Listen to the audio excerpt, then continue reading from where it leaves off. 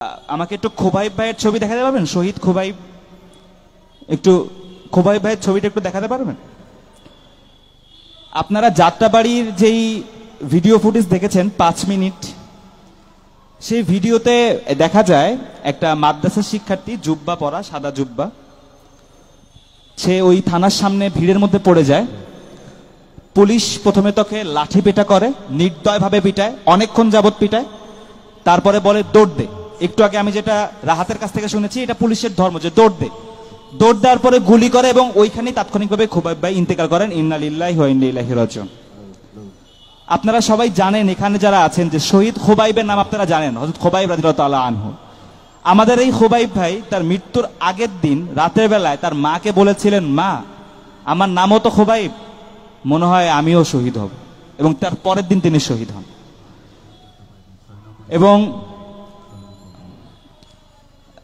এখানে যারা কন্ট্রোলে আছেন, একটু খোবাইব ভাইয়ের ছবিটা এখানে দেওয়ার চেষ্টা করবেন। এখন আমাদের সামনে আলোচনা করবেন শহীদ খোবাইব বিন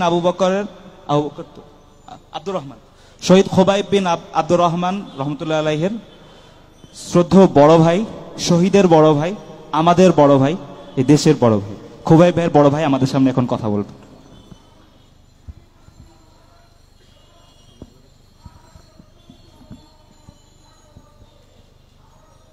بسم الله الرحمن الرحيم ولا تقولوا لمن يقتل في سبيل الله أموات بل أحياء ولكن لا تشعرون।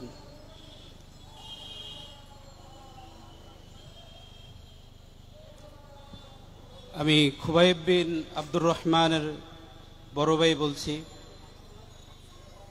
যাত্রাবাড়ি কাজলারপাড় জামিয়া ইব্রাহিমিয়া ইসহাকিয়া মাদ্রাসার প্রতিষ্ঠাতা মুহতামিম আল্লামা আব্দুর রহমান সাহেবের, আমাদের সবার ছোট ভাই, হুজুরের ছোট সাহেবজাদা, এবছর ইফতা পড়তেছিলেন কাজলা মাদ্রাসায়।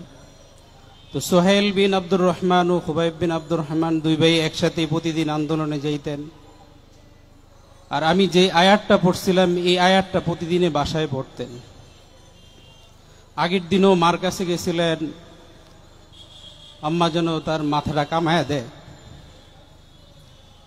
সে বলতেছে যে আমি শহীদ হব, আমার মাথাটা কামায়া দেন।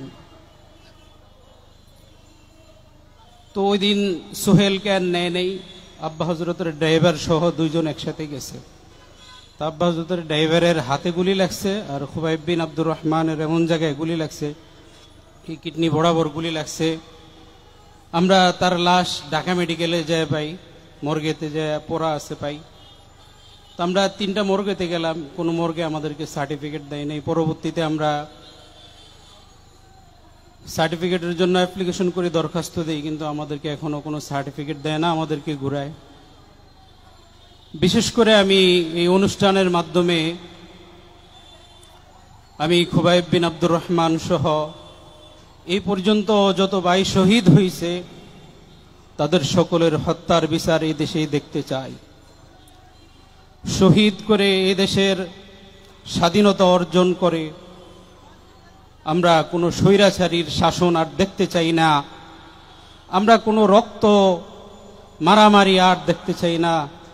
আমরা মুসলমান ভাই ভাই, আমি টুপি পরি, আমার ভাই কলেজে পড়ে, স্কুলে পড়ে, নাও পড়ে, কিন্তু আমরা সবাই এক কাতারে হয়ে থাকবো। এটাই এই কারণেই এই বাংলাদেশে স্বাধীনতা অর্জন করা হয়েছে এতগুলি রক্তের মাধ্যমে। আর নিষ্পাপ পুলিশ যেভাবে নিষ্পাপ শিশুদেরকে, বাচ্চাদেরকে, বড়দেরকে যেভাবে হত্যা করেছে, আমরা তার বিচার চাই। চেষ্টা করছি অনেক কথা বলতে, কিন্তু আসলে খোবাইয়ের কথা যেখানে আসলে অস্তিত্ব ঠিক থাকে না কারো। দোয়া করবেন আমার আব্বা আম্মার জন্য। চাইছি উজানি কবর দিতে, আমাদের মাকবারা হয়েছে উজানিতে, তো আব্বা থাকে কাজলা মাদ্রাসাতে বেশি সময়, যার কারণে কাজলা মাদ্রাসাতে দিছি। ঘন্টা শেষ করে ওই কবরের পাশে যায় খোবাইরকে ডাক, দোয়া করবেন আব্বা হজরতের জন্য, আমাদের সকলের জন্য দোয়া করবেন যেন আমরা সাপোর্ট ধরতে পারি। আর এর সকল শহীদদের বিচার চাই। আমি বিদায় নিচ্ছি। আসসালামু আলাইকুম।